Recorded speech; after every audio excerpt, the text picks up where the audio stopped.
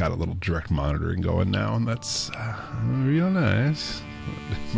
7 a.m. Bullet. Isn't there Which is the title of the next album. I was going to say it was my sex position, but yeah, I like that better. I actually like yours better. We're going to try something called the 7 a.m. Borat. I hear it's very nice. Very nice with my wife. All right. I'm going to actually try to talk about Darling Waste this week.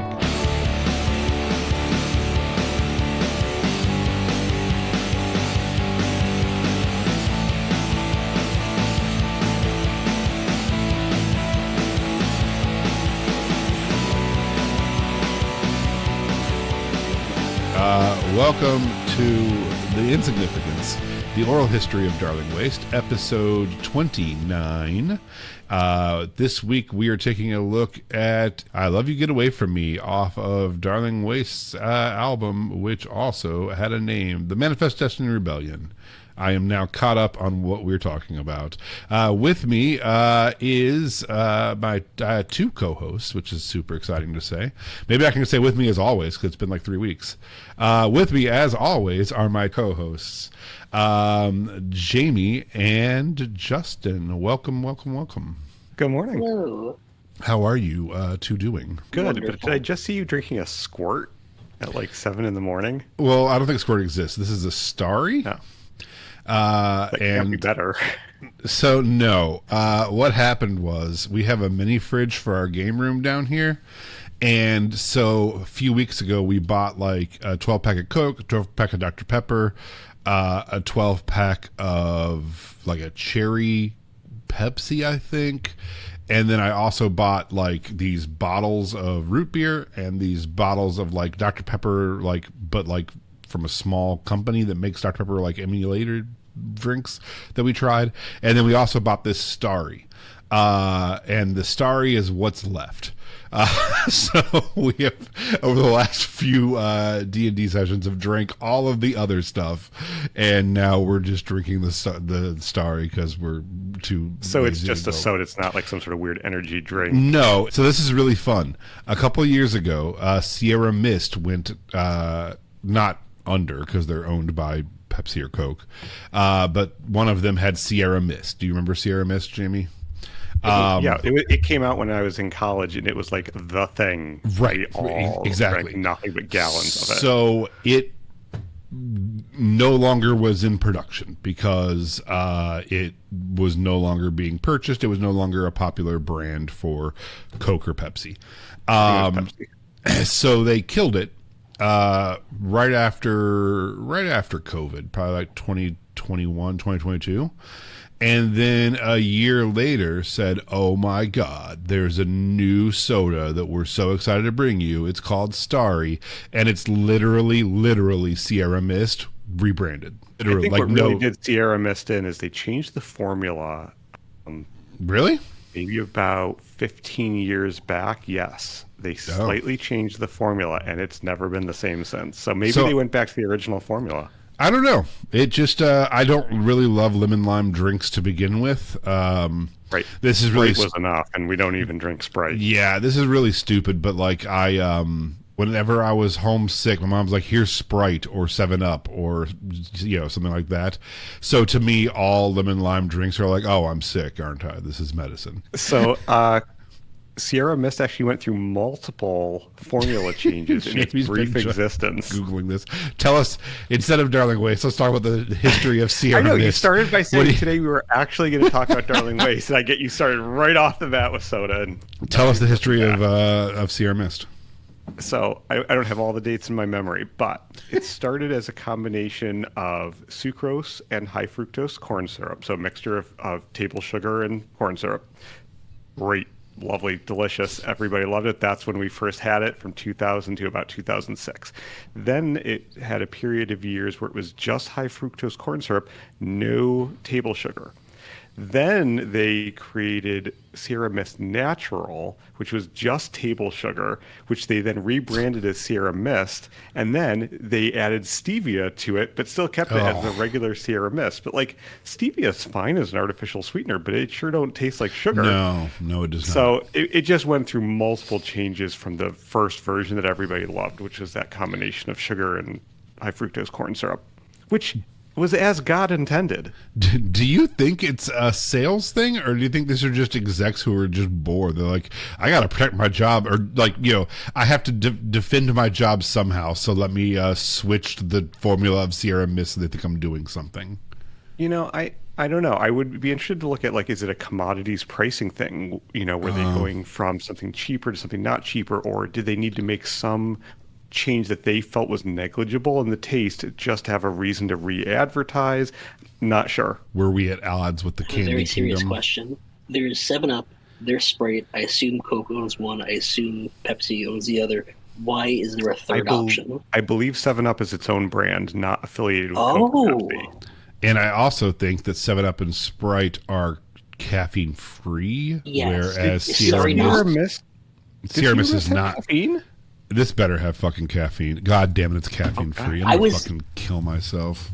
Why am I even drinking I was going to say, this? you seem like you really need caffeine, and I was very confused. That's fuck me, man. All right. In that case, this podcast is switching over to Faygo Moon Mist. Faygo Moon Mist. Which I thought it was going to be, well, in that case, this podcast is over. Click. No, I just happen to have Faygo Moon Mist also sitting on my desk. Does this have? Yeah, with a real kick. Shit. All right. God damn it. Yeah, I also bought Faygo Moon Mist because I thought it was a funny name. And that one has caffeine in it. Okay. So I thought that Starry had caffeine. God damn it. Then what is the point of this drink? Like, why would anybody? It's like non-alcoholic beer. Like, Jesus Christ. All right. So 7-Up is owned by Keurig Dr. Pepper in the U.S. And Pepsi in international regions. Keurig owns Dr. Pepper? Yes, apparently so. Can I get some K-cups of that soda? Here's my joke. Keurig sounds more like a doctor than Pepper. Like, Dr. Keurig sounds way better to me. Yes, it was created through the 2018 merger of the Keurig Green Mountain and the Dr. Pepper Snapple Group into one company. Fucking Snapple's involved in all this. Snapple, yeah, right? And so we could have, like, peach K-cups also from, like, a Keurig Snapple mashup. Yeah, so Keurig, Dr. Pepper, Snapple, Canada Dry, and others. Oh, fuck Canada Dry. The worst ginger ale ever. I'm sorry. I'm just going to die on that hill. Jason, our D&D player, loves ginger ale, also hates Canada Dry, and likes the other one. Man. And when I'm purchasing them, I can never remember because he has such an allegiance. I don't even know what the other one's called. Schweppes. Yeah. And when they're sitting next to each other, I always want to get Canada Dry, and I'm like, I don't think it's it, but then maybe I'm like reversing it. I'm like, shit. I mean, it's amazing marketing. We know Canada is great. So sure, slap Canada on the name and you just assume it's going to be the best one. It's not great marketing because why the fuck would I drink a liquid called Dry? That's That's a really good point. But the thing is, it's not dry. Sandy mouth. If we think about like dry wines are not sweet. Canada Dry is not dry. It's like the opposite of its name. Ginger ale is the Werther's original of sodas. That's funny because I didn't mention this in my story, but now that we're getting into the soda deep dive, one of the reasons I also have Faygo Moon Mist is because I couldn't remember if I should get Canada Dry or get the Schweppes, or I still feel like there's another one, but so I got confused. So I saw that Faygo has a ginger ale also, so I'm like, oh, I'll cop out and get this and be like, hey, I wanted you to try a new one. And then while I was standing there, I'm like, and maybe I'll get Faygo Moon Mist because that's silly sounding. Are you thinking of Werner's ginger ale? That's it. That's what he likes. He likes Werner's. That's wow. That is a very third tier brand. Not that it's not like known. Fuck you, Werner's. They're never sponsoring us. No, I think that's how they're going to rise to prominence is by sponsoring us. You hear that, Werner's? All out. Who owns Verner's? Why are they doing such a bad job? It's are they secretly owned by what's the there's a third tier like below Pepsi and Coke. They are a vanilla ginger ale owned by Keurig Dr. Pepper. Big Keurig strikes again. It's amazing. It's the oldest surviving ginger ale in the United States. You'll never kill me. 1866. It's 160 I wanted to say, years Lance, old. when you said, I got the Schweppes, it sounded like something a prospector would tell his doctor. I got the Schweppes. Look at my ankle. Do you have anything for it? What's the third tier under Coke and Pepsi? Kroger sells it or something. I can't think of what it's called. Cola? Like store brand? Like no, there's RC Cola? RC Cola. That was it. Oh. That was. I was trying to come up with a joke, and It's so bad. Yeah. No, it's. Would I drink it over Pepsi? Ugh. No. Pepsi Zero, I can stand. Ew. Yeah, it's way better than the other two. I don't really actually know why we're talking to Lance about soda. He and his family drink Pepsi products. My family drinks Pepsi products, and I am forced to because of that. When I do the grocery shopping, I buy Coke products. Okay. See, all right. Yeah. I forgive you. I'm sorry for accusing you. It's Coke and Dr. Pepper. Those are the only two flavors I need of soda. Except for sometimes when we shop at Meijer, I see Big Red. And I grab Big Red because I like Big Red. Do you guys know Big Red? Is it a cold? Yeah, it's not cinnamon, is it? No, it's like the gum. Yeah, no, it's just I don't know. It's slightly red tasting soda. It's kind of in the Dr. Pepper house, I suppose. Yeah, it is a cola that's an American brand created in Waco, Texas. It's red cream soda. Yeah. For a sweet vanilla and citrus flavor. I like it. And then there's another one called Cherokee Red, which I've only seen at sometimes I go to stores that are like, we have way too many sodas. Big Red is also owned by Keurig Dr. Pepper, just in case you're wondering. So that's it. That's my thing, man. I just love anything Keurig Dr. Pepper shoves down my throat is what I'm. Apparently. I am a puppet for Keurig, and I didn't realize it. We own a Keurig also. This whole time we thought you were a Coke man. Yeah, no, I'm a Keurig. Dr. Pepper is acceptable. I'm a Keurig boy. And then I do like Cherokee Red because it is it tastes. It's also a cherry soda. It's really nice, but it has a Native American war chief on the front of it. Yes, it does. And so I feel a little risque, I think, to have it. He's a proud man. I don't think it's a caricature. It's a Cleveland, Ohio originated product. No shit. I'm drinking local, I was going to make a baby. baseball joke. Yeah. It's Cotton Club, right? Is that? I think that's who. It debuted in 1969 from Cotton Club Bottling and Canning in Cleveland, Ohio. That I used to work right next door to Cotton Club Bottling and Canning with Gorilla. That's where our offices are. Right? I could have been in there drinking Cherry Red hot out of the vats. As of 2010, the brand is owned by the American Bottling Company of Plano, Texas, a subsidiary of Dr. Pepper Snapple Group. Which is now Keurig Dr. Pepper. So either they own literally everything, or I somehow have this niche sense of what they basically bought everything that Pepsi and Coke don't own. Yeah, which is I like my third party indies when it comes to. I'm a hipster soda drinker. Superpower. Being able to tell what is owned by Keurig. Yes. I want to join your team. What's your superpower? I automatically, I can't even tell. I just enjoy things that are probably bottled by Keurig. Okay, so Darling Waste. It's been 40 minutes, 30 since I said let's talk about Darling Waste. And then you had to take a sip of soda and all went sideways. You're welcome, world. B-side episode, here it comes. Yeah, right. At least you found your superpower because of it. Yeah. Brought to you by Keurig Dr. Pepper. fuck? Conglomerate. I'm gonna actually see if we can get sponsored. Since this episode was just this insane deep dive into the underbelly of Keurig. Dr. Pepper owns everything, and they won't sponsor us. They'll just buy us, and no one will ever know. Like next week, we'll just be owned by Keurig Dr. Pepper. Other people, but talking about Darling Waste. Actually talking about Darling Waste. They have this soda and that soda and this podcast. They're great. That'd be amazing. Just diversify, you know?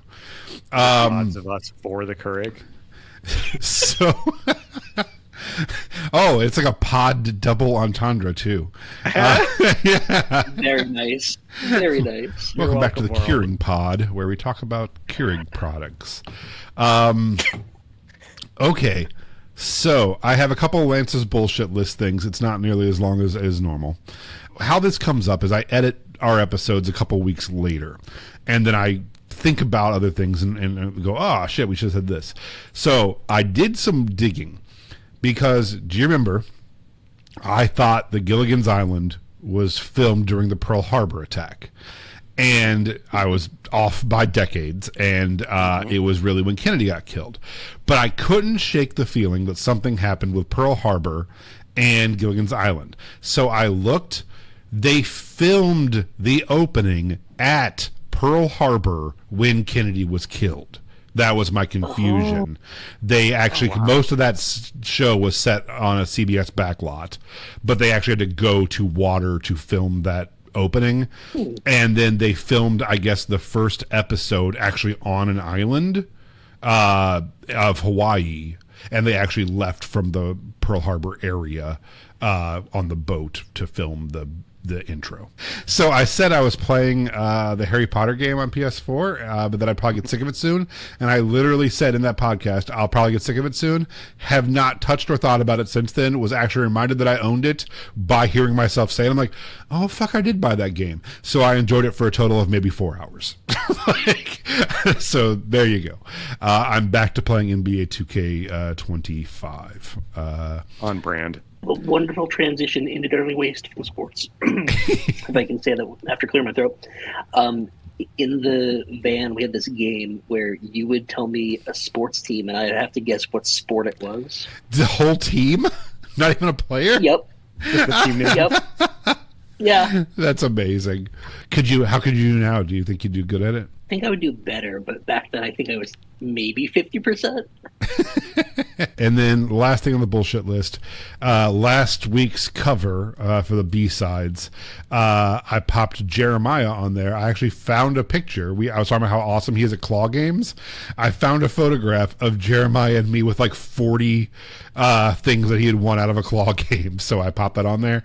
And then also, no one's going to care about this, but I popped on a picture. I found a picture of me when I got the stand in the mall.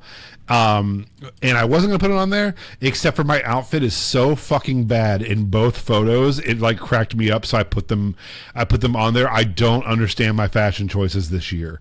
In the Jeremiah picture, I am wearing what appears to be a Los Angeles Rams shirt or something. It's like black and gold or dark blue and gold ringer, but the ringers are on the shoulders, not on the edge of the shirt. And I'm also wearing a beret. So I don't know what the fuck is going on in this picture. Oh yeah, there's the claw machine, and that is you wearing an outfit. I don't understand. And if you look, there looks like there's a white stripe that's actually too. Like the striped dress thing, and that's actually maroon and gold for the calves. If I had to guess, I'm guessing it was probably a brand. I was real into like hip hop stuff. That's probably like Jinko or Fubu or some, hip hop brand jersey. It might even be like a Wu-Tang jersey or something, something along those lines. And then the other picture is when I first got my cart in the mall, and I'm wearing my Santa Cruz skateboard hat tilted to the side over the right eye, which I appreciate. And I have diamond earrings in, which is funny. But then I have on a way too small, horizontally striped 3-button Henley shirt, which I don't remember ever wearing this shirt. It's a size too small. It's way too short. My pants are, again, Woo Wear or Jinko or some big baggy pants. It's an interesting look for sure. I mean, it was 2003. I don't think the super skinny jean thing quite hit yet. No, because we were wearing actual girl jeans for years because they weren't making them for dudes, you know. I remember my ex-wife being quite mad at me for shopping on the women's side of the Gap in college. I definitely, and all of my first girl jeans were like bedazzled because those were like real in pop style at the time. So they all had like weird butt pockets, like horny across the ass. So I wanted to do a little bit of a Wayback Machine because we haven't done it in a couple weeks. Justin, I don't think you've ever been on a podcast where we did the Wayback Machine because we always have too much fun talking to you instead of actually going through and talking about Darling Waste's history. But we are getting towards the end. We are barreling towards the end of this album. So I'd like to, and I haven't talked about New York at all. So I'd like to talk about New York, which the next album is our New York album because of the New York experiences, but I was living in New York while we were recording and putting this album out. So I did want to talk about that a little bit. Now, I am a little nervous about this, I will say, because I grew up in Ohio idolizing New York, and I'm about to talk about my idolization of New York to Jamie, a native New Yorker, and Justin, who grew up in New York City. So I do feel a little weird being like, you know, you have that dream of just going to New York someday, and you're both like, I guess. Except that I love New York deeply. It's one of my favorite places to be. So. Justin, how do you feel about New York? Great place to visit.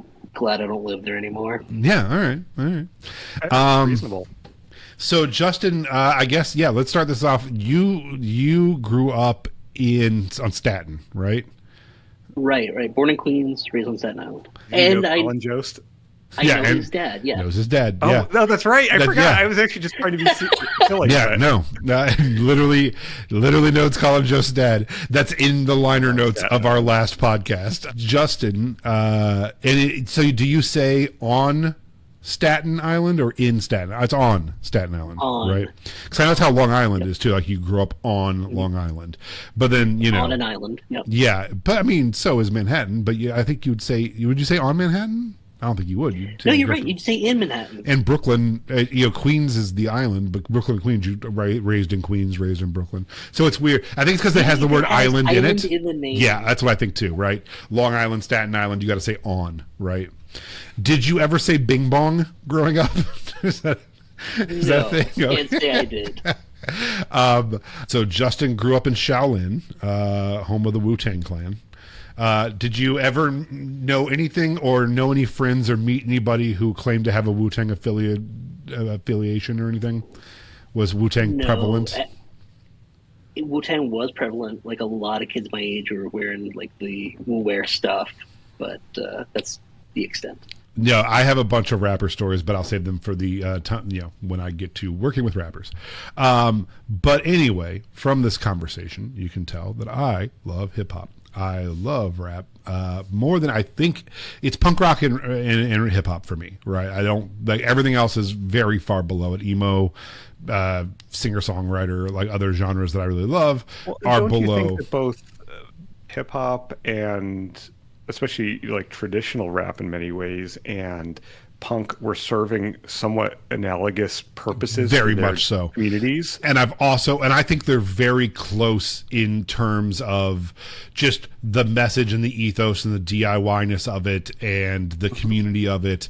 I think punk rock and hip hop are very closely intertwined. Yeah, for sure. And I think spiritually, even if not in development. Right. I think they're very much, how it's just the same thing, right? It's this love of indie, underground culture and being proud of your city and your friends and not liking authority and doing it yourself, and that's what really attracted me to both a lot. And it's really weird too, as an aside, I'm, Facebook friends with a lot of people that I grew up with that were super punk rock, and now they're like super like okay with cops and okay with everything that's going on, and it's really weird. I'm like, you were listening to the same music I was listening to, right? Like, what happened? You know, like, did you know? But were they actually listening? Yeah, I guess not. I mean, maybe people could change their mind, but it was just weird. So, you know, I obviously, growing up in Cleveland, I had a big love affair with New York, from hip hop. You know, Biggie Smalls, Wu-Tang Clan, obviously Jay-Z. From movies, you know, all the way back to like Taxi Driver and The Warriors, and Party Monster was a huge movie for me. Kids, you know, and then punk, you know, Ramones, CBGB's, Blondie, you know, all that stuff. And then mob stuff, Sopranos, Goodfellas, you know, like everything that I liked was very rooted in New York. Even shit like Ghostbusters or Crocodile Dundee, or you know what I mean, like shit like that. Like everything that I loved as a kid was very New York centric, and I'm like, I gotta get to New York. And then when I opened that store in the mall, we were looking for distributors, people to help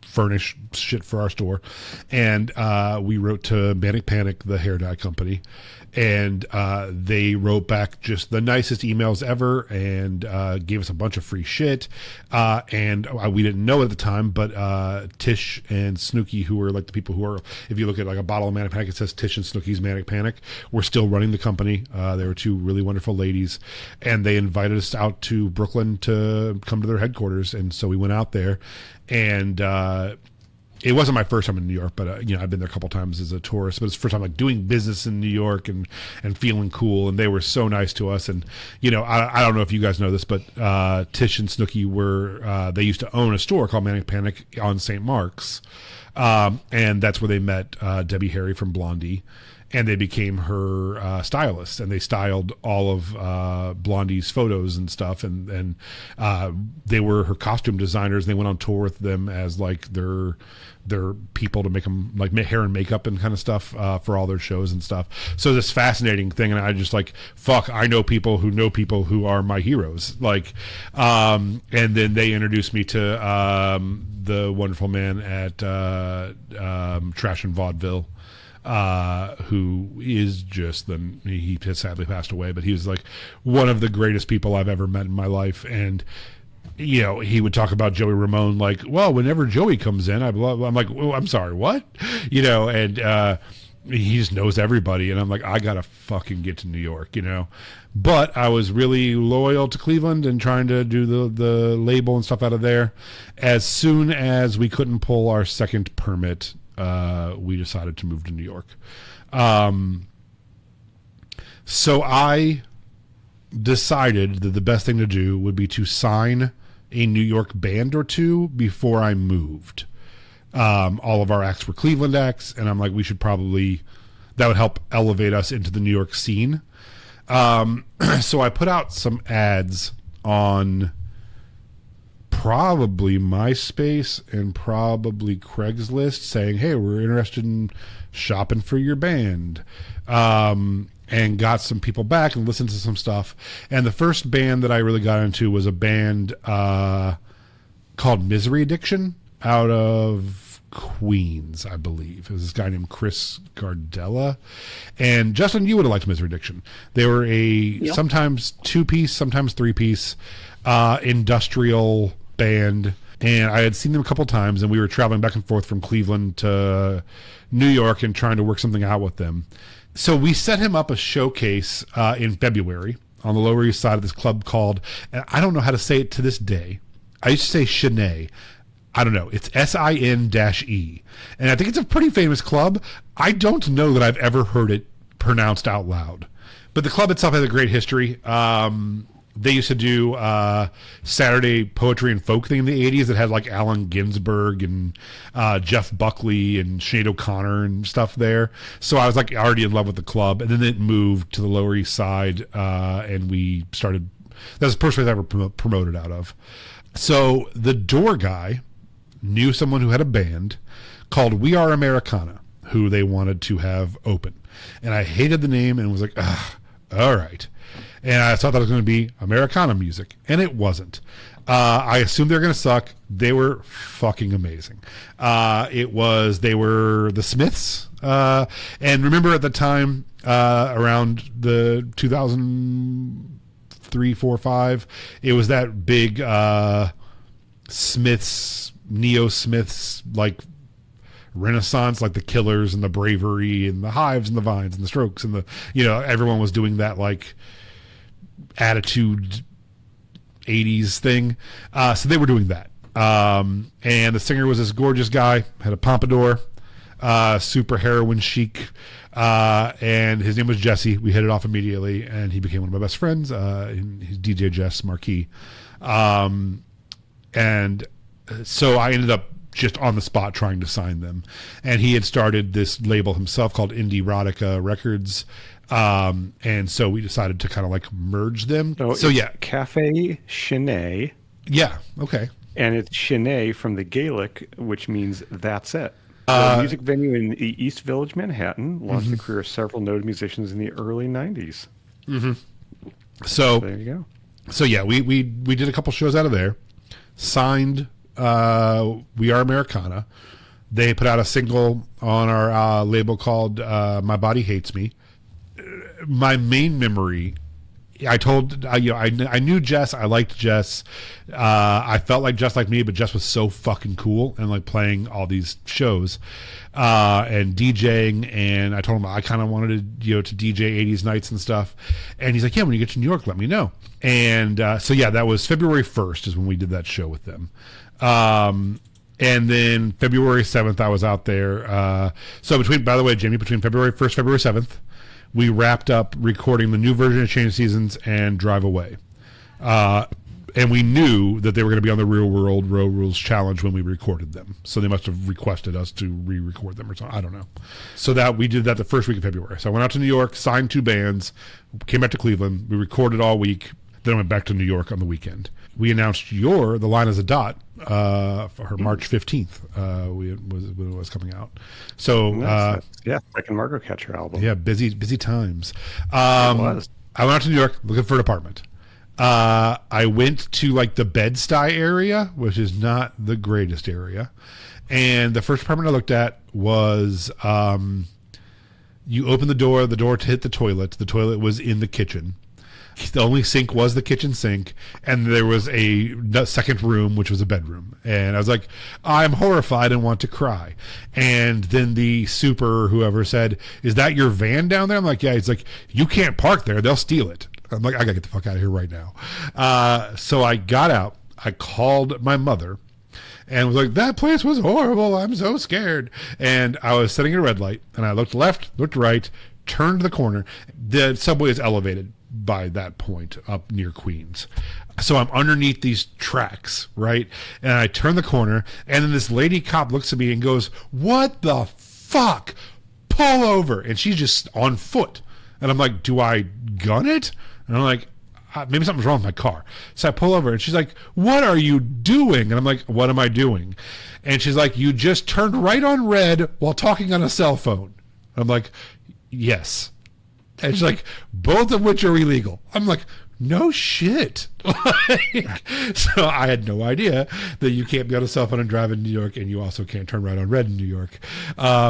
So she did not give me a ticket because she could tell that I was a lost little lamb. So I got a place in Sunset Park on 54th and Fort Hamilton Parkway.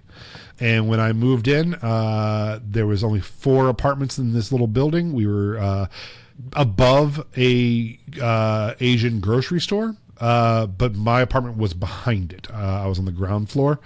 And my neighbor was Modest Yahoo, the performer, which was insane. And so I met him just immediately. And that's where I met Kosha Dills. It was crazy. I had a yard, like a backyard, a private backyard with grass. And that is so insane in New York.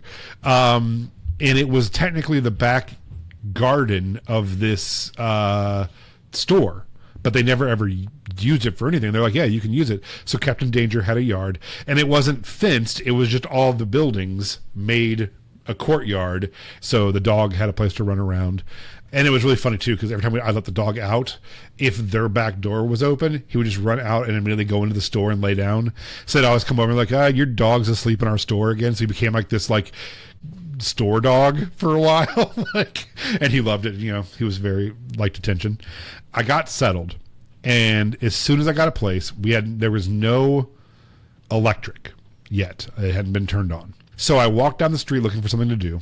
I ate at a restaurant that had like live octopus and squid in the window.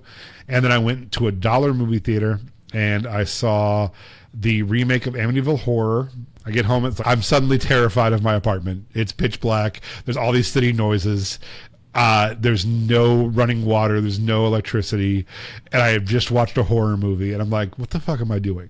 So I go get on the subway and I go to Manhattan. I go to Times Square because I don't know what else to do. I'm standing in Times Square looking up at the lights and shit. And I had posted, I guess on MySpace, like, hey, I made it. Here I am in Times Square. I'm in New York.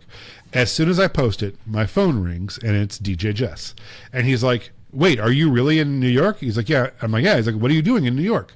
And I'm like, I live here, man. I just moved. He's like, well, where are you? I'm like, I'm still in Times Square. He's like, oh, is that picture like now? I'm like, yeah, I just posted it. I'm standing in Times Square just soaking it in. He's like, I'm DJing. I believe it was called The Boys Room. I'm like, okay, I don't know where that is. He's like, okay, it's in the Village. I'm like, I don't know where that is. And he's like, just get in any yellow car and tell them to take you to Boys Room on, Avenue A or wherever it was.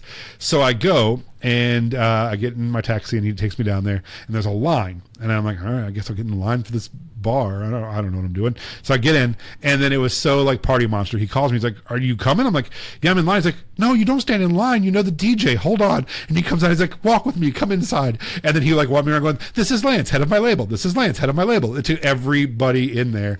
And there were dudes in like tidy whities in cages, like dancing. He's like, you want a DJ? I'm like, yes. And so he got up. He's like, what do you want to play? I'm like, let's throw some 80s in. So I got to like DJ my first night. It was like a movie. It was magical.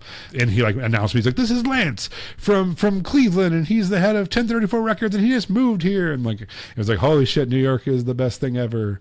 So I had a very magical introduction to New York.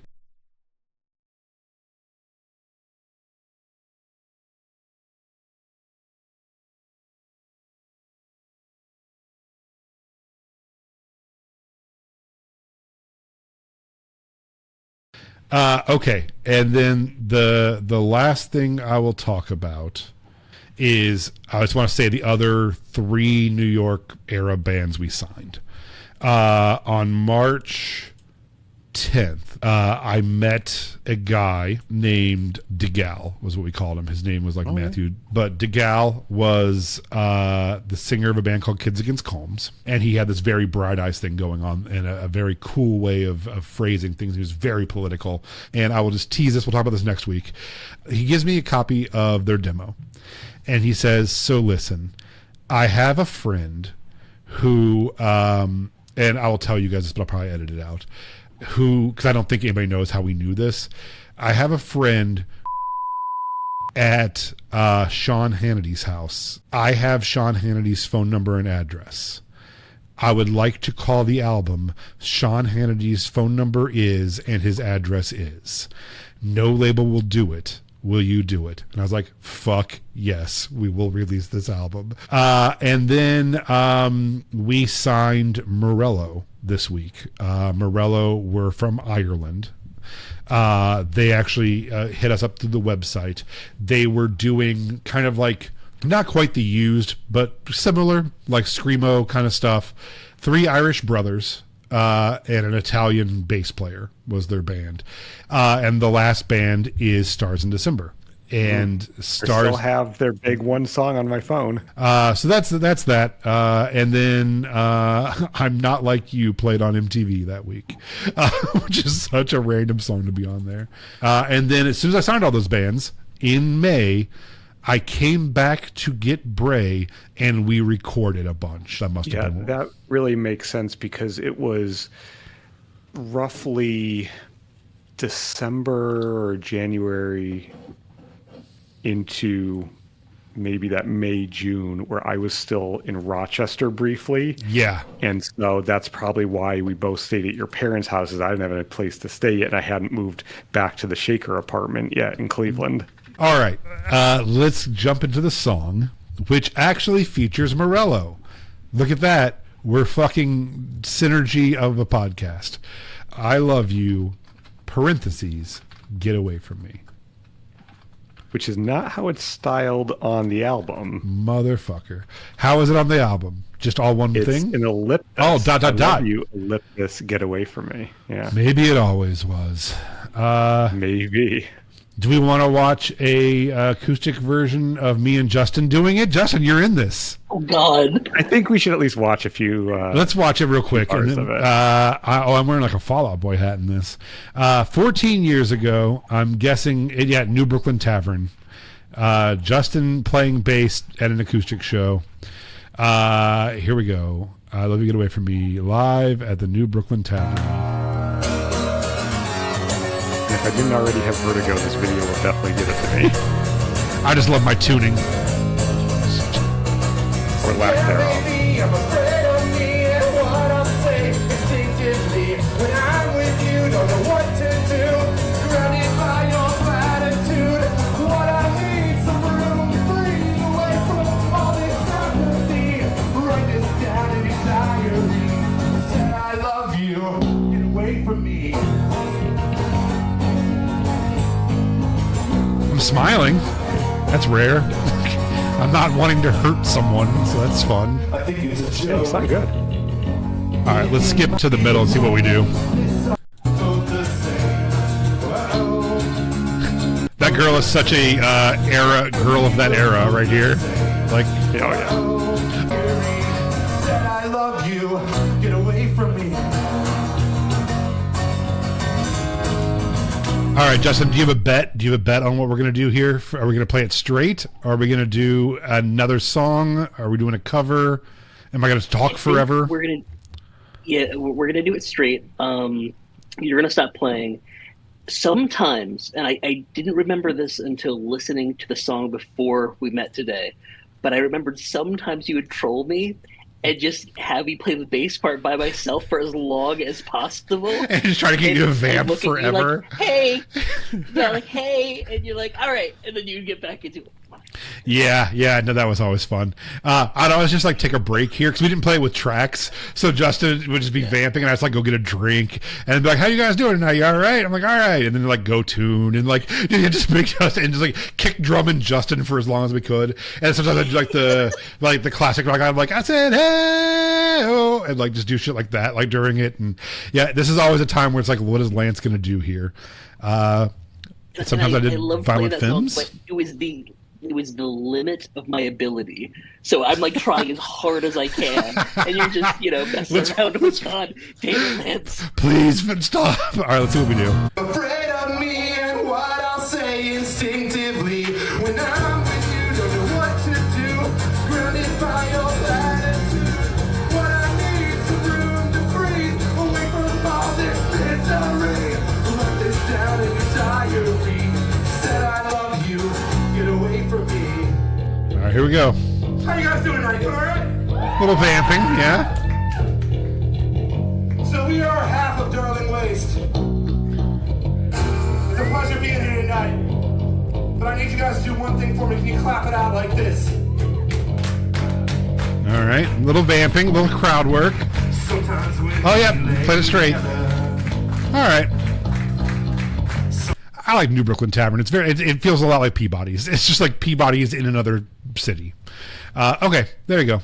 We played it straight. You sounded good. I love this song. All right. I love you. Get away from me.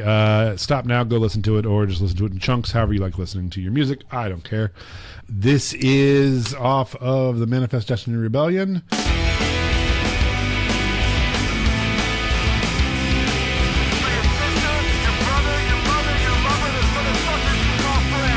All right, that's enough to talk about at the very top. Let's talk about it.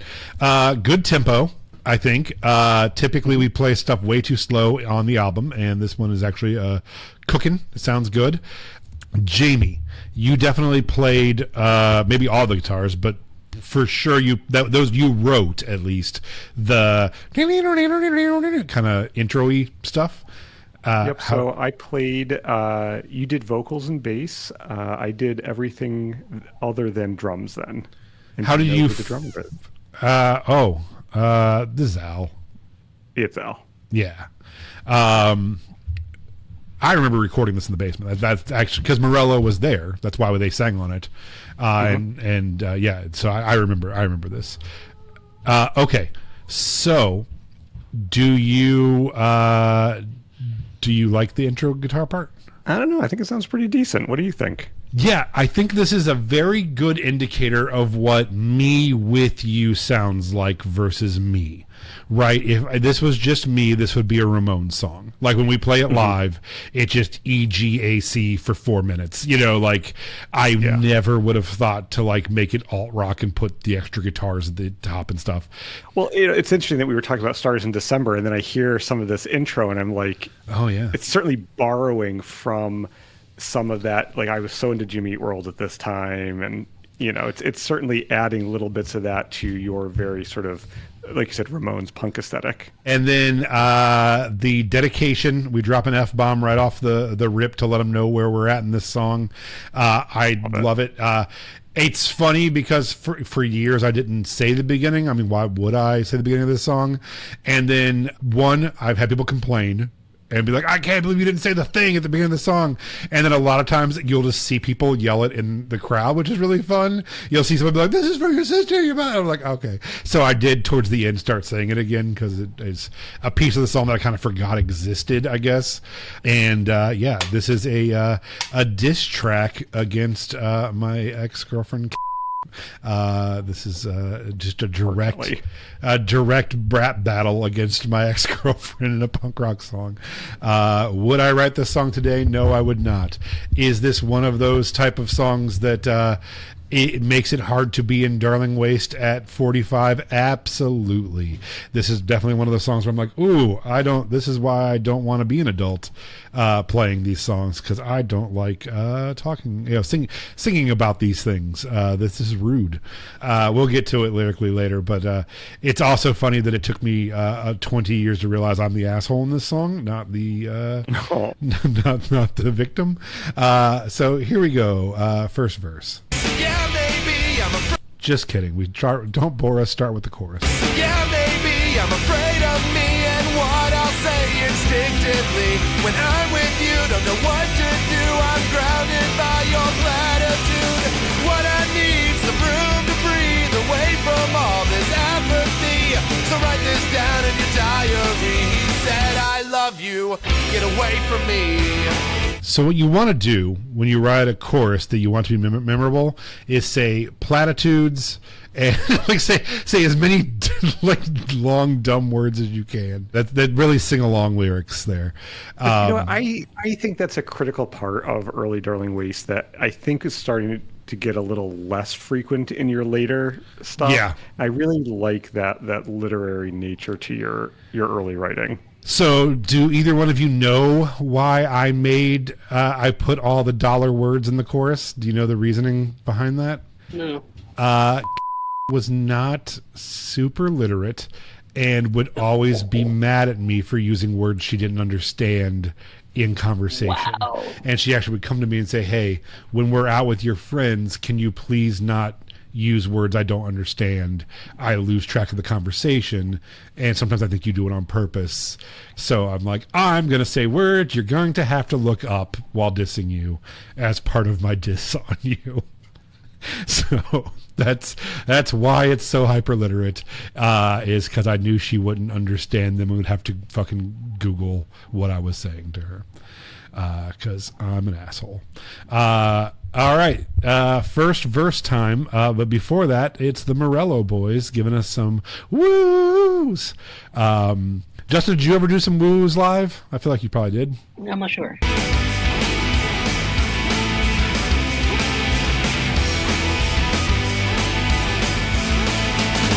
Two of the guys. That's from a Morello. human voice? Yeah.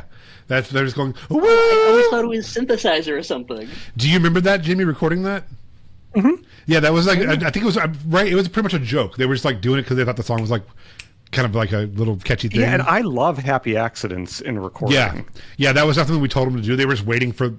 We actually didn't know what to do with them. I was just like, hop on this mic, listen to the song a couple times, pop something in where you want to pop it, and so they were like, woo, woo, and we're like, yeah, let's keep it. It's funny. I think it's a joke. The way that you apologize and it hurts. Knowing you can lie while looking in my eyes and you laugh. But this is no game, this is my life, and you cry.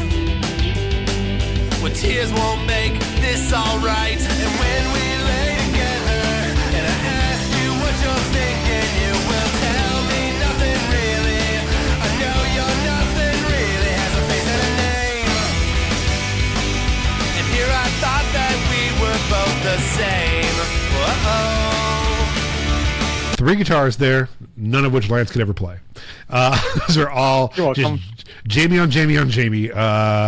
Just is awesome. That's so, I love that in punk rock when the guitar just picks like harmonics or finds something like feeds back a little bit, and then just inverting and taking up the rhythm and arpeggiating it is awesome. And then the third guitar growing out of that was really cool too. Really a lot of things going on for a very simple verse. I really liked that. Here's a thing that happens to me sometimes. I said the wrong word in this recording, and it made it all the way through. I say, this is no game, this is my life. But I say, you laugh, this is no joke, this is my life, is the lyric. So it actually doesn't make sense with laugh. All right. So pre-chorus, I really enjoy. I love the distortion on the vocals there. Love the distorted vocals. Back then, I thought the song was a little too vicious for fans, and that was a word that they would be like, "Oh man, he's a little mean in this song." So I did the whoa in it to like be like, uh-oh, like just a little disarming kind of thing. And I meant to do it in a Elvis Costello, like early, like what is their name? That like, I just want to love her like any other. What do I get? You know that band? Whoa. What the fuck is their name? Hold on. Some British. The Buzzcocks. I was definitely doing like a Buzzcocks British, like Elvis Costello, kind of like like almost like Buddy Holly kind of thing, and it just comes off as Green Day so much there because I think they also do that. Yeah, it's very of the time. All right, yeah, that's right. That's the part of it that worked least well for me in the pre-chorus. Yeah, probably. Yeah, I would probably not do it this time, but as an artifact, I'm okay with it. But yeah. That I know you're nothing really has a face and a name, bah, is such a nice little hit there. So yeah, maybe I'm afraid of me and what I'll say instinctively. When I'm with you, don't know what to do. I'm grounded by your platitude. What I need, some room to breathe away from all this apathy. So write this down in your diary. You said I love you, get away from me.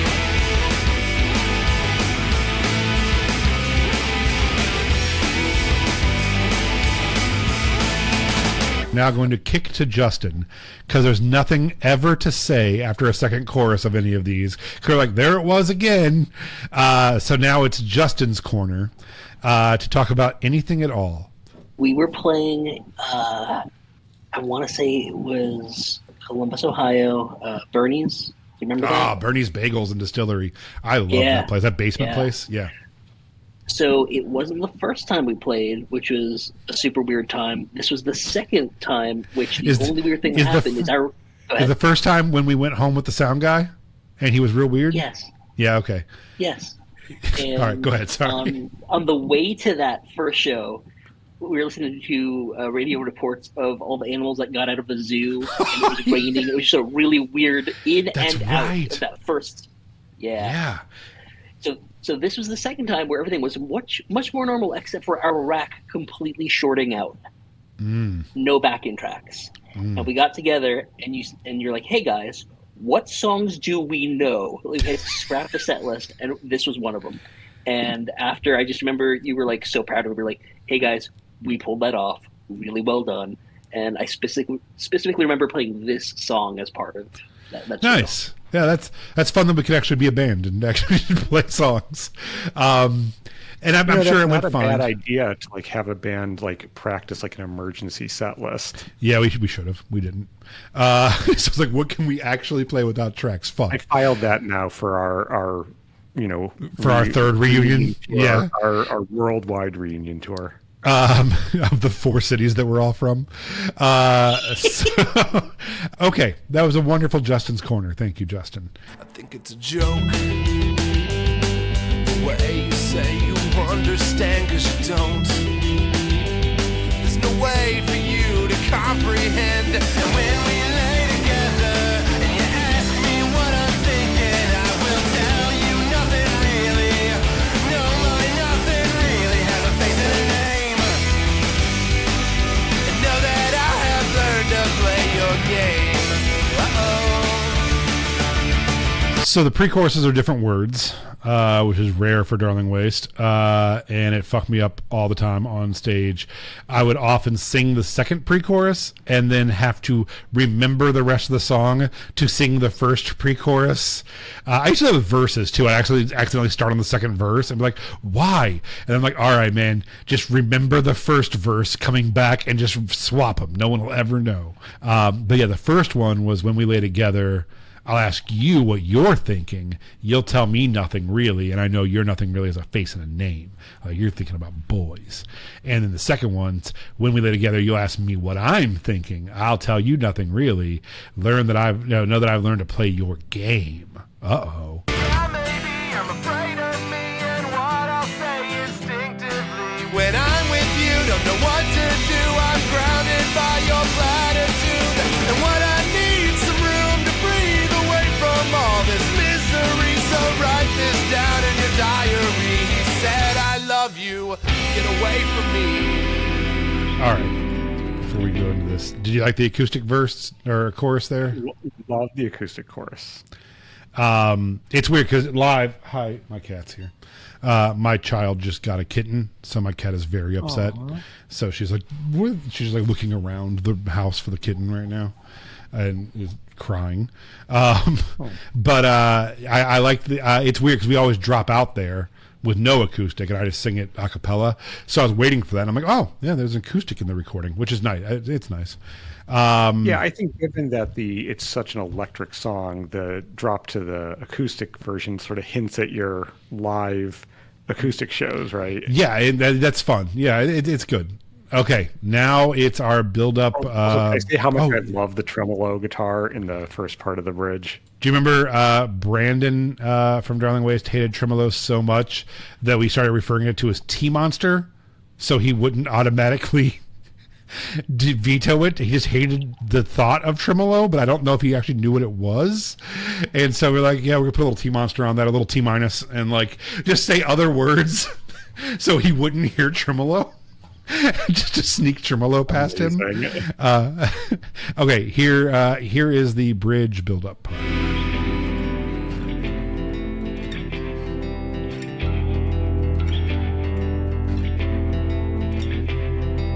Sometimes when we lay together. Sometimes when we lay together. Sometimes when we lay together.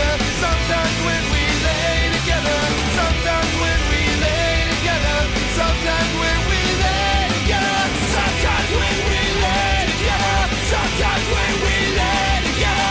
Sometimes when we lay together. Sometimes when we lay together.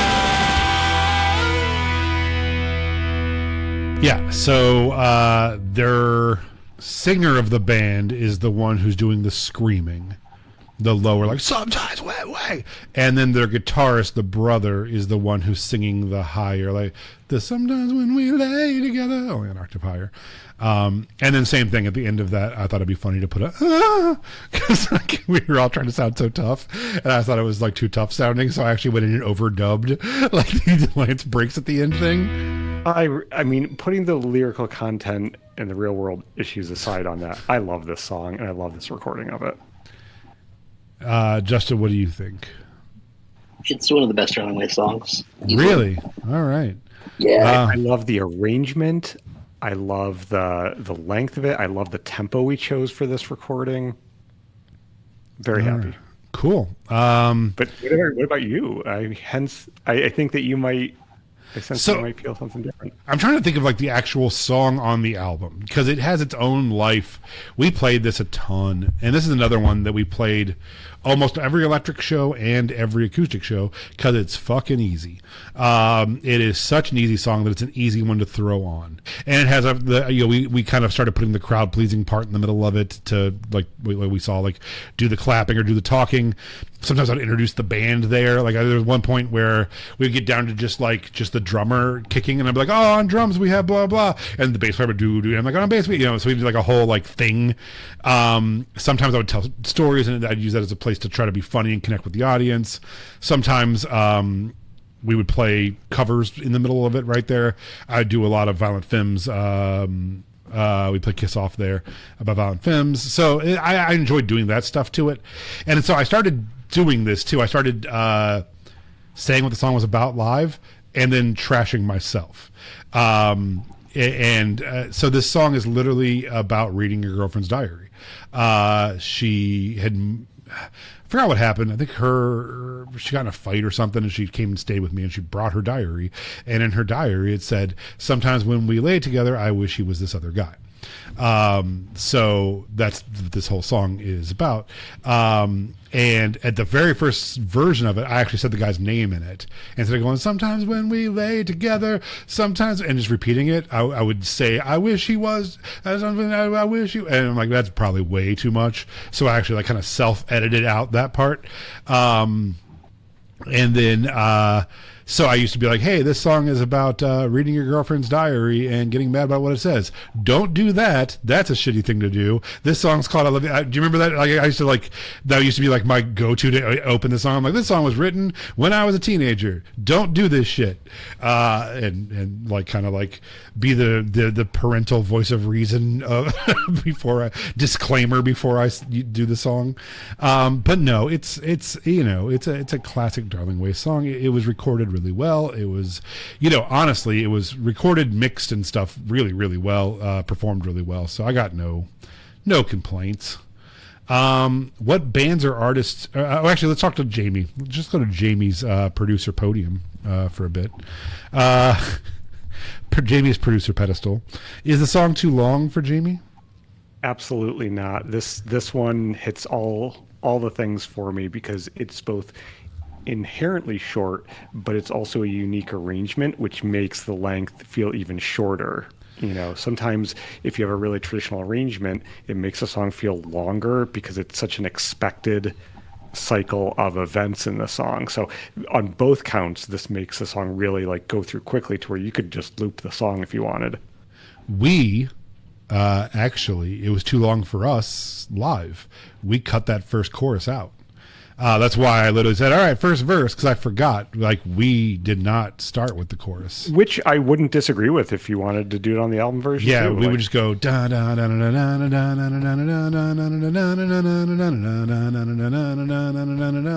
da da. I think it's a joke, and just got rid of that. Yeah, first which chorus. Actually would work really well. Yeah, so the song is too long for me. We did cut it down. Justin, did you agree with that cut down to make that song shorter? Yeah, I think it worked well. If you could only make one change to the song, what would you change, Jamie? Well, now that I heard that suggestion and cutting out the first chorus and making it shorter, I might have to steal your answer on that. I don't like, I'll be honest, I don't like the two little vocal things. You just press me on and then the end break. Those feel like that? Those feel dated to me. All right. I wouldn't do that now. So I suppose those dated. options. All right. Yeah. What bands or artists influenced this song? This is a punk rock song, right? This is like a Face-to-Face Green Day. I very much feels like a 90s punk song, which is weird for Darling Waste, but... Well, but yet we did dress it up with sort of of the era emo. And that's where Color. that's where a good producer comes in. 'Cause I'm sure a lot of kids are listening to this podcast being like, how do I break in to the 2003 music scene? Get a good Right? producer. I Now will it's say, like there's- write and record it with AI in your bedroom. I don't know what the actual answer is anymore. Okay, But- we don't have time for me to go down my AI rabbit hole. But I think there's times where you take a song and you say, let's make it of the now, and it totally fails the song, and the song needed to be what it was. And then there's other times like this where I think there's such a nexus between the two genres, and we did it in a way that honored both enough that I don't feel like it aged poorly. Have we played it live? Yes. This is, I would say, I'm going to stop saying this, but I don't think I'm lying. This is a top 5 to 10 song for us playing it live. And this whole album is. That's why I keep saying that. But, I mean, I Love You Give It Away For Me is probably not, I think Tour Vans and I Will Be Fine are probably number 1 and 2. This has an argument to be maybe the third most played song we've ever played. Honestly, I think there's been full tours where we were sick of it and didn't play it, so it pops it down some. But our bass players always like it. This is, Justin's favorite song. This is Anthony's favorite song. This is probably one of Donnie's favorite songs. The band loves play because it's a time to. Because Darling Waste is a downer of a band that plays a bunch of ballads, so it's not a lot of fun to be in Darling Waste on tour, standing around playing ballads, and then you get to rip I Will Be Fine every now and then. So this was one for the band, Yeah, some of your sort of punkier songs or up-tempo songs didn't always work for me. Like it didn't feel as authentically you. It was like, this is the music Lance likes to listen to, but it's not necessarily the authentic music that Lance makes. This is one that doesn't bother me in that way. Like I feel like, yep, totally with this song. So good job. Beat a dick. Yep. No, this is definitely Lance. Listen to it. Listen to him complaining about shit that's his fault. How is it received? I think the song is pretty well loved by our fan base. I think this is, again, from being on the album that everyone likes, obviously helps it out a lot. But even on the album, I think it's a standout with Changing, with Tour Vans, with I'll Be Fine. I think, if we'll power rank songs at some point, but this will be if you ask fans to power rank, I would say this would probably be in the top 10 for sure. After the obvious Chain of Seasons, Please Lie to Me, is probably going to go 1 and 2 for being our only 2 hit songs. And then Tour Vans, I'll Be Fine. And then maybe, this right in there somewhere. So, Well, it's certainly top 10 on this album. It doesn't have a choice. Well, how many songs are on this record? Probably 13? 11 with Blind 11. Screaming. Yeah, okay. What was that Cleveland club that was by the diner, the My Friend's Diner? The Fantasy of the Symposium? Or was it across the street at the Cross Street. the Foundry? Is that what the place was called? Yeah, it was the Foundry. Okay. So we would do this thing where you would play an acoustic set and I would just tag along. Like I was not getting on stage. I was just, something to do. And I remember you would do this a couple times, but the specific memory I have is at the Foundry, where when you would get to the bass part of the song, you'd go from all strings to a single string, and you'd start playing the bass line. You're like, and this is usually where my friend Justin, would do this, and motion me, and just an entire room would look at me, and my awkward ass would be like, hi! And then you would go back to what you were doing. Yeah, so that was another thing. That was another bit I used to do, right, when I played acoustic. I would, at that point where we dropped down to just bass and drums, I'd go, geez, I didn't really think about this, but this was a full band song. And I'm just like playing, I'm like, so this is the bass. Can you imagine that? Just imagine the bass playing.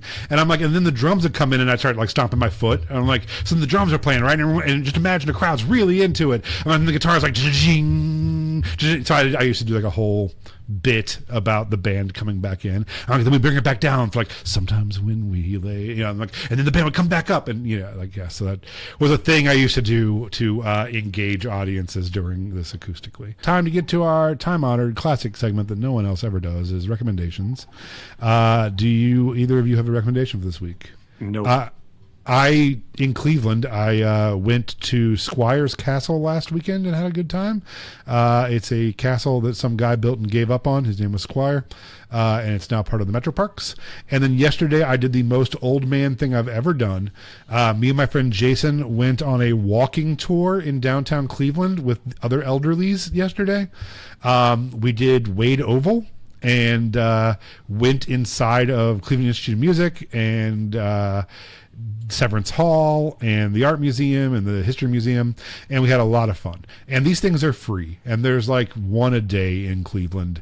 So if you're in a city, go do walking tours with the elderly. It's a lot of fun, and you learn a lot of really cool facts. So that's my recommendation: is try to go on a walking tour or a tour of anything.